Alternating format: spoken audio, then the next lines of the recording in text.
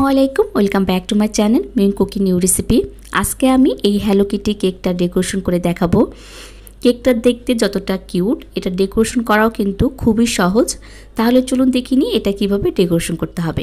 আজকের এই hello Kitty কেকটা ডেকোরেশন করার জন্য এখানে আমি 1 পাউন্ডের একটা বেস তৈরি করে নিয়েছি। আর এই বেসটা কিভাবে তৈরি করতে হবে তা আমার কেক প্লে লিস্ট অথবা এই ভিডিও ডিসক্রিপশন বক্স চেক করলেই পেয়ে যাবেন। এখন এই কেকটাকে 3টি স্লাইডে কেটে নিচ্ছি। এখন কেকটাকে ডেকোরেশন করে নিব, সেই জন্য একটা বোর্ডের উপরে সামান্য ক্রিম লাগিয়ে নিচ্ছি, এতে করে কেকটা নড়াচড়া করবে না। এখন কেকের উপরে সামান্য সুগার সিরাপ দিয়ে দিচ্ছি। 1 পাউন্ড কেক ডেকোরেশনের জন্য 1/4 কাপ সুগার সিরাপ ব্যবহার করতে হবে। 1/4 কাপ পানির সাথে 2 টেবিল চামচ চিনি মিশিয়ে এটাকে সুগার সিরাপ তৈরি করে নিয়েছি।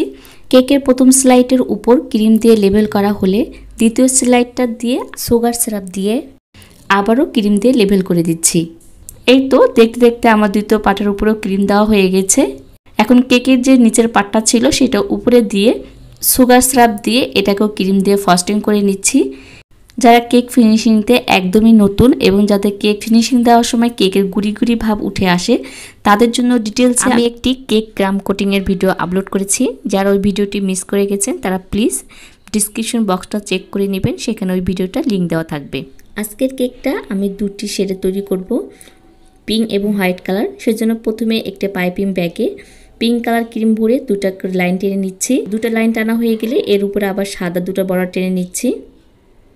এবার একটা স্প্যাচুলার সাহায্যে অতিরিক্ত ক্রিমটা এক সাইডে ধরে এভাবে ঘুরিয়ে নিচ্ছি। কীভাবে করছে আপনারা একটু প্লিজ লক্ষ্য করুন। স্কার্বারটা এক পাশে ধরে টার্ন টেবিলটা এভাবে ঘুরিয়ে নিলে দেখবেন খুব স্মুথভাবে ফিনিশিং হয়ে গেছে। এখন উপরের পার্টটাও করে নিচ্ছি।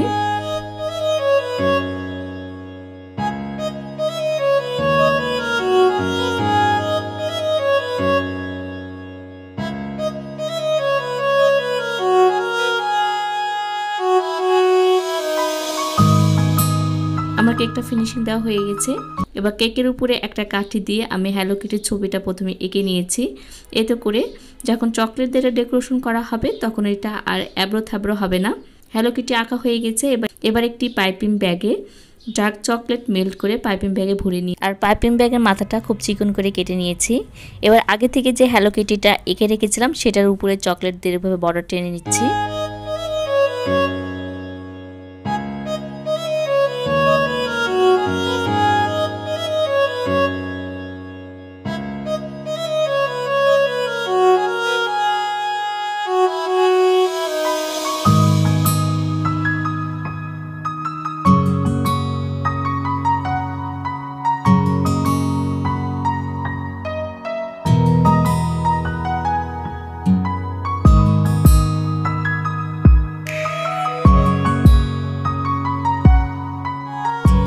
হ্যালো কিটিটা চকলেট দিয়ে বর্ডার করা হয়ে গেছে। এবার সবচেয়ে ছোট সাইজের যে স্টার নজলটা আছে, মানে 0 সাইজের যে স্টার নজলটা আছে, সেটা দিয়ে হ্যালো কিটির ভিতরে এরকম হোয়াইট কালারের ক্রিম দিয়ে চারপাশে এরকম ডট ডট দিয়ে এরকম ডেকোরেশন করে নিচ্ছি।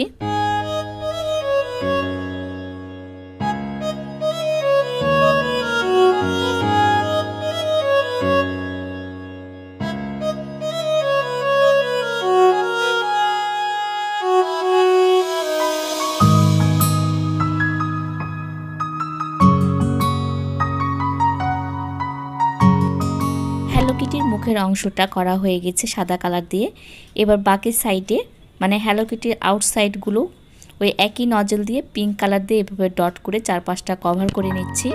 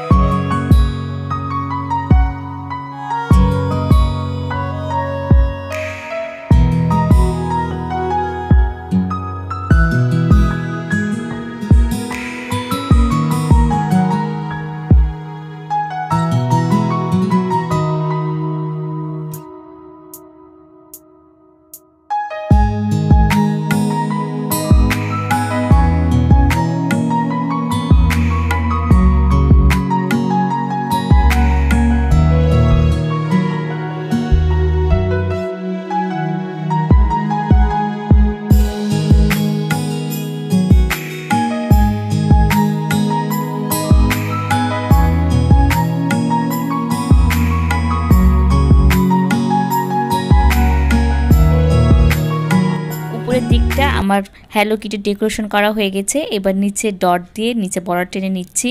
0 সাইজের যে গোল হোল্ডারটা থাকে সেটা দিয়ে আমি নিচে বর্ডার টেনে নিচ্ছি। এবার বর্ডার টেনে নিলে দেখতে অনেকটা মুক্তো দানার মতো লাগে, দেখতে ভীষণই ভালো লাগে আর করাও খুব সহজ। যাদের বাসায় ছোট্ট সোনামণি আছে, বিশেষ করে মেয়ে বাবু আছে, তারা এই কেকটা তৈরি করবেন, দেখবেন বাচ্চারা ভীষণই খুশি হয়ে যাবে।